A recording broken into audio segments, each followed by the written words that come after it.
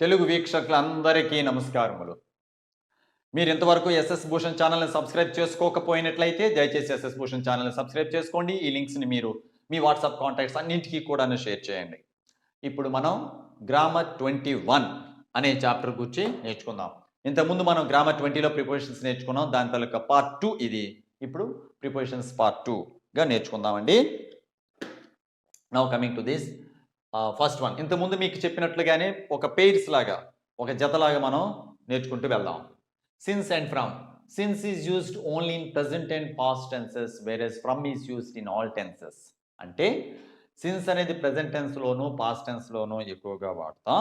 From అనేది అన్ని టెన్సెస్లో కూడా వాడుతాం. For example, Ritu has been doing this work since 2005.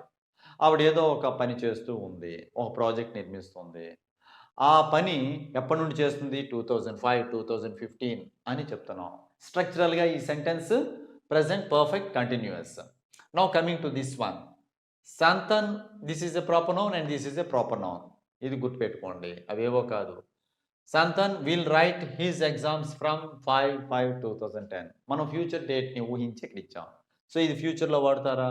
కాదు. ఇక్కడ ఈ ఫ్రమ్ అన్నటువంటిది ఏ టెన్స్‌లోనైనా వాడవచ్చు. ఉదాహరణకు, Santhan rights his exams from 4th March 2021. Santhan rights his exams from 4th March అని చెప్పి వాడవచ్చు. ఓకే.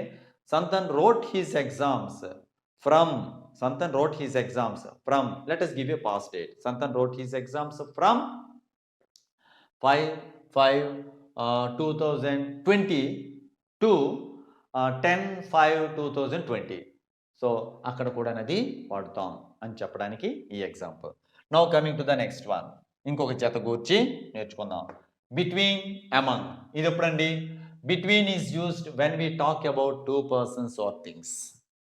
ఏవైనా సరే ఇద్దరు మనుషుల గురించి లేదా రెండు వస్తువుల గురించి చెప్పుకునేటప్పుడు మనం బిట్వీన్ అనేది వాడతాం. అలానే అమంగ్ అనేది ఎప్పుడు వాడతాం? ఇద్దరి కంటే ఎక్కువగా. The students share the sweets among themselves. ఎక్కువ మంది అంటే అక్కడ అది మనం 3 అనలేదు, 4 అనలేదు అని మనం లెక్కలోకి తీసుకోకూడదు. ఇద్దరి కంటే ఎంతైనా సరే ఎక్కువ అని అనేటప్పుడు అమంగ్. అక్కడ 30 మంది ఉండొచ్చు, 300 మంది ఉండవచ్చు. శశి సాట్ బిట్వీన్ జలజ అండ్ జయంతి. జలజ, జయంతి ఇద్దరున్నారు. వాళ్ళ మధ్యలో శశి అనేవాడు కూర్చున్నాడు, లేదా శశి అనే అమ్మాయి కూర్చుంది అని చెప్పేటప్పుడు బిట్వీన్. ఓకే. సో ఇది బిట్వీన్ అనేది ఎప్పుడు ఇద్దరికి సంబంధించినంత వరకు కూడా. Somebody through a stone from among the crowd. ఎవరో కానీ ఆ క్రౌడ్లోంచి ఒక రాయి ఇసిరేశారు. అంటే క్రౌడ్ అంటేనే అర్థమే చాలా ఎక్కువ మంది ఉన్నారని. అందులోంచి ఎవరో ఒక రాయి ఇసిరారు అని చెప్పేటప్పుడు అక్కడ ఇన్యూమరబుల్ స్ట్రెంగ్త్ అక్కడ ఉండొచ్చు, ఇన్యూమరబుల్ గ్యాదరింగ్ ఉండొచ్చు. అలాంటప్పుడు అనమాట మనం వాడేది అమాంగ్ అని చెప్పి గుర్తుంచుకోండి. Among. There are many clever students among dum.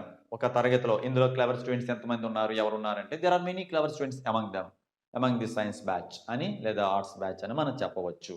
So among is used when we want to tell more than 2 persons or things. Between is used between 2 persons and things only. గుర్తుంటుంది కదండి. Next one.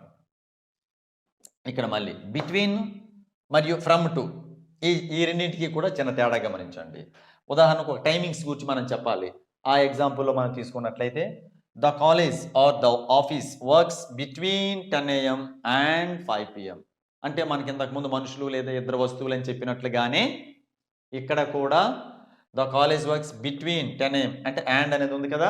ఈ and అన్నటువంటిని ఆధారంగా చేసుకున్నట్లయితే ఇక్కడ between చూడండి, ఇక్కడ 10 AM 5 PM అంటే 10 AM 5 PM అన్నటువంటి రెండు సమయాల్లో కాలేజ్ పనిచేస్తుంది. అక్కడ ఇద్దరు వ్యక్తులను పోనీ ఊహించుకోండి. అలా అనుకున్నా సరే బిట్వీన్ అన్నటువంటిది అక్కడ వాడాలి. ఇక్కడ అండ్ వచ్చింది, ఇక్కడ between. The college works dash 10 AM to 5 PM అన్నాం అనుకున్నాం. ఆ డాష్ ఇక్కడ 2 ఎప్పుడు వచ్చింది, ఇక్కడ ఫ్రమ్ వాడండి.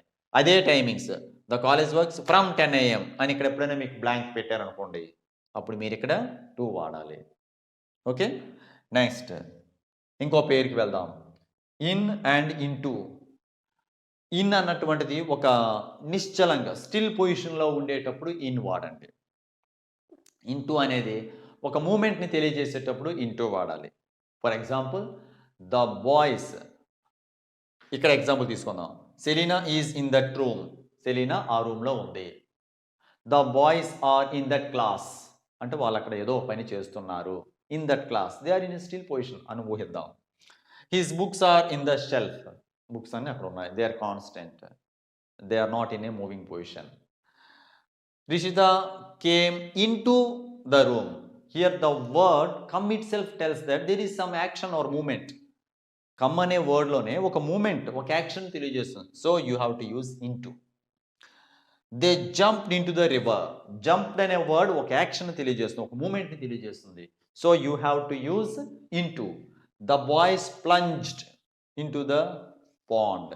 The boys dived into the pond. The words jumped, plunged, dived generally take into after them. అవి యాక్షన్ తెలియజేస్తున్నాయి కనుక వాటి జంప్డ్ అన్నటువంటి ఇలాంటి వెర్బ్స్ తర్వాతను ఇంటూ అన్నటువంటి ప్రిపోజిషన్ వాడాలి. Next beside and besides. Besides means by the side of, పక్కన. Put my bag beside your bag. నీ బ్యాగ్ పక్కన నా బ్యాగ్ పెట్టు అని చెప్పేటప్పుడు. Or reserve my seat beside your seat. నీ పక్కనే ఇంకో సీట్ నాకేదో రిజర్వ్ చేయు. I can speak English besides Tamil. I can speak English besides Tamil. తమిళ్తో పాటుగా నాకు ఇంగ్లీష్ కూడా వచ్చు. I have a red ink pen besides a black ink pen అని చెప్పేటప్పుడు ఇక్కడ అర్థం ఏంటి? ఇన్ అడిషన్ టు, అదనంగా. Rushali sits beside Varshitha. వర్షిత అనే అమ్మాయి ఉంది, దాని పక్కన రుషాలి కూర్చుంటుంది అని చెప్పేటప్పుడు పక్కన అని అది, ఇదేమో అదనంగా, ఇన్ అడిషన్ టు అని గుర్తుంచుకోండి. With and by. విత్ అన్నటువంటి సాధారణంగా ఇన్స్ట్రుమెంట్స్కి సంబంధించినప్పుడు వాడతాం. బై అనేటువంటిది సాధారణంగా పర్సన్స్కి సంబంధించి వాడతాం. For example, Ram cuts the Apple with a knife. This knife is an instrument, so we have to use a preposition called with before it. The tree was cut by him. ఈ tree అనేది అతనిచే cut చేయబడింది.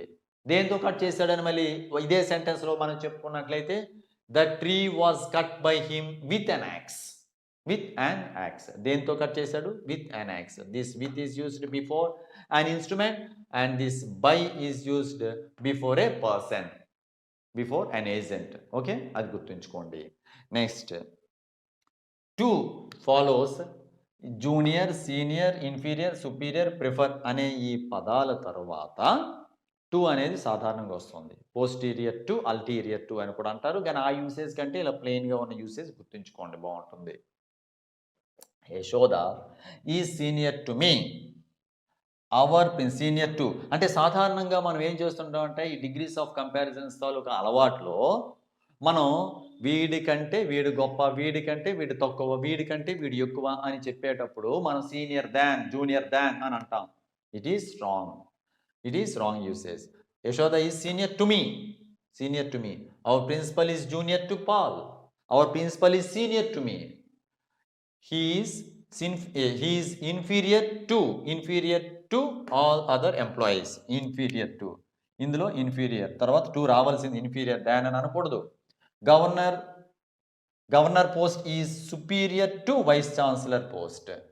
Governor post కంటే vice chancellor post కంటే governor post పెద్దది అని మనం చెప్పేటప్పుడు, లేదా గొప్పది అని చెప్పేటప్పుడు superior to. Or governors post is superior to. ఇక్కడ ఎలాగంటే బాగుంటుంది. Governors post is superior to vice chancellors post అంటే ఇంకా అందంగా ఉంటుంది. I prefer coconut water to tea. Prefer తర్వాత అన్నమాట టు అనేది వస్తుంది. ఇక్కడ ఇంకో విషయం గుర్తుపెట్టుకోవాలి. సార్ ప్రిఫర్ తర్వాత ఇమీడియట్గా టూ వాడాలేమో, ఇక్కడ సుపీరియర్ తర్వాత ఇమీడియట్గా టూ వాడామని. అలా కాదండి, మధ్యలో ఏదైనా ఆబ్జెక్ట్ రావచ్చు. చివరికి ఇక్కడ మొత్తానికి ప్రిఫర్ తర్వాత ఎక్కడో దగ్గర టూ అనేది రావాల్సిందే. ఐ ప్రిఫర్ టు అని చెప్పి అక్కడ అన్నాం. ఆ మధ్యలో అనమాట ఈ సెంటెన్స్కి ఎలా వస్తాయంటే, నాకు పలానా వస్తువు కంటే పలానా వస్తువు నాకు ఇష్టం, దాంతో పోల్చినట్టయితే ఇది నాకు ఇష్టం. I prefer what? I prefer coconut water. I prefer red ink pen. I prefer red ink pen to black ink pen. Black ink pen కంటే రెడ్ ఇంక్ పెన్ ఇష్టం. I prefer coconut water to coffee అని చెప్పేటప్పుడు ఇక్కడ ఇది రావాలి. Next, in before months, years and seasons. సాధారణంగా in అన్నటువంటిది ఇలా మంత్స్కి, ఇయర్స్కి సీజన్స్కి. For example Padma and I got married in summer. In summer. This is an example for season, in summer. Anushka visited Kedarnath in May. Modi visited Kedarnath in May అని చెప్తాం. అదే మోడీ మనకు గుర్తుందా, just soon after completion of our elections, general elections 2019, Modi visited Kedarnath in 2019. In 2019. That is an example for years. So Shanmugh wrote his exams in 2020 years. Anushka visited Kedarnath in May. This is an example for month. In summer. This is an example for season. And there are still many more preparations to be learned. Okay, ఇంకా చాలా ఉన్నాయి మనం నేర్చుకోవడానికి. మరిన్ని వివరాలతో మళ్ళీ మనం part 3లో కలుద్దాం. అంతవరకు కూడా stay tune to SS Bhushan. Please share and subscribe SS Bhushan's channel, and please share these links to all of your WhatsApp contacts, because SS Bhushan channel is the only channel that caters to the needs of the viewers in both English and Telugu media. Thank you.